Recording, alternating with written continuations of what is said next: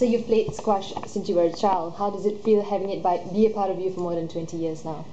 Well, when you say that after 20 years I'm playing this game, it is a big part of my life, and but no doubt it's been a great journey. I've enjoyed every moment of it, and I don't think I will change anything for the world.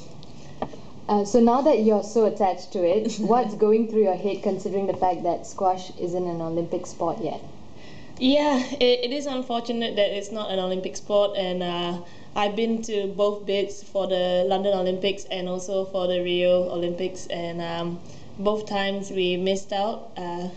It was really heartbreaking at each time, and when we were there doing the presentation and also being there for the bid, it just, yeah, your heart just sort of stops, because you just know that this game has so much to offer to be an Olympic sport, and it has everything as what a sport should be, and it deserves a spot in the Olympics. So why isn't it in the Olympics yet? Why did you reject it? Well, they basically had there's two different approaches. With London was a different thing, where we were shortlisted as 5 sports. And in Rio we were actually 7 sports, because there was 2 taken out. But the system was different at each time, and we missed out in London because they didn't want any other sports in after they pulled out baseball and softball. And when we had that opportunity to get in, rugby sevens and golf took that spots for Rio. So this time round, I think they are hoping to put another way of getting a spot out, and putting a new spot in, and squash hopefully has a chance in that 2020 spot. Why do you think squash should be in the Olympics? Well, there's so many things that squash has to offer. It's one of the best sports that you can actually pick up, and it covers every aspect of a game, that you can just go in, have a full workout. It's physical chess. It's really technical. You know, it's so exciting, and at the same time you can get so much.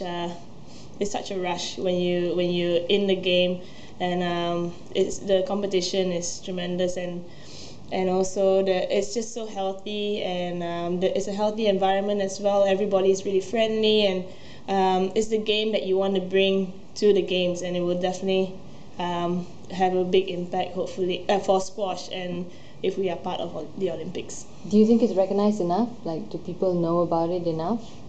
We are definitely improving heaps and bounds on how we want to portray squash to the public and to the spectators, because it seems to be difficult to follow the game on TV, but with technology nowadays, with high definition TV, and just the quality has just improved heaps and bounds, and also putting the glass court in any venue around the world with a portable glass court.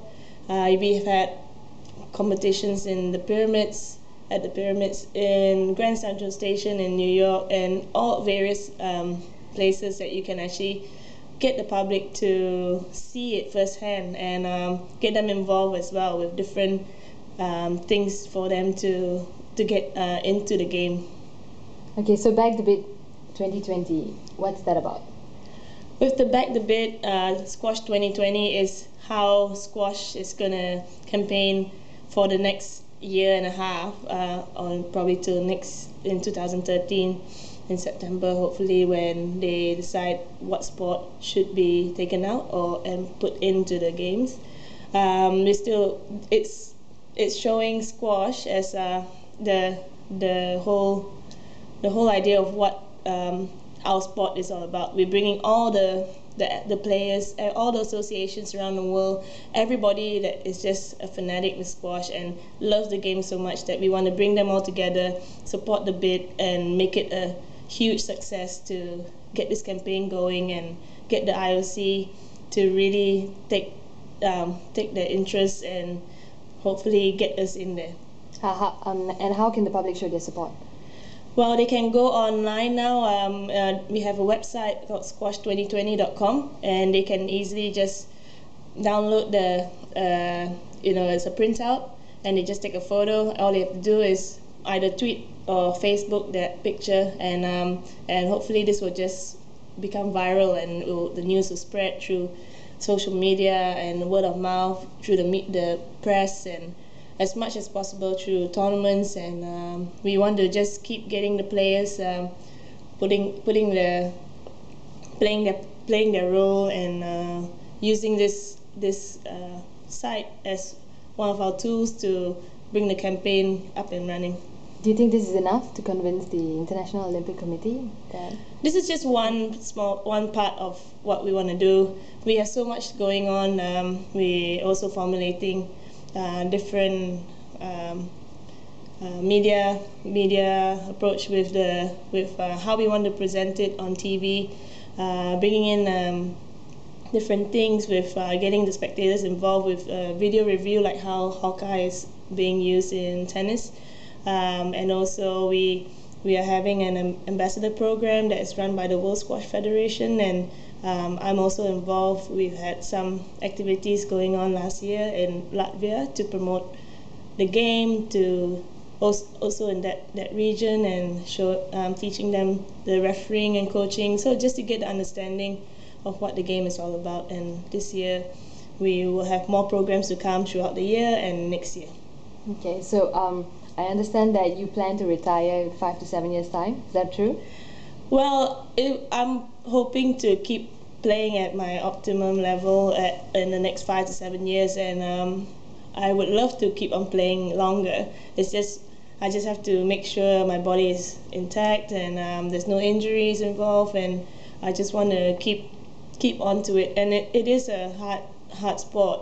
It's really hard on the body, and I have to really be very smart with my training so that I don't overdo it, and make sure everything's in place. But if squash is in the Olympics, I'll do everything in my in the world to try and get there in the next 9 years. So you might come out of retirement? Hopefully I'm not If you retire by then. Hopefully I won't retire then, because I know how much it will mean the world to me to just be part of the games, and if I could just even remotely see myself getting a medal, then it will just be a dream come true.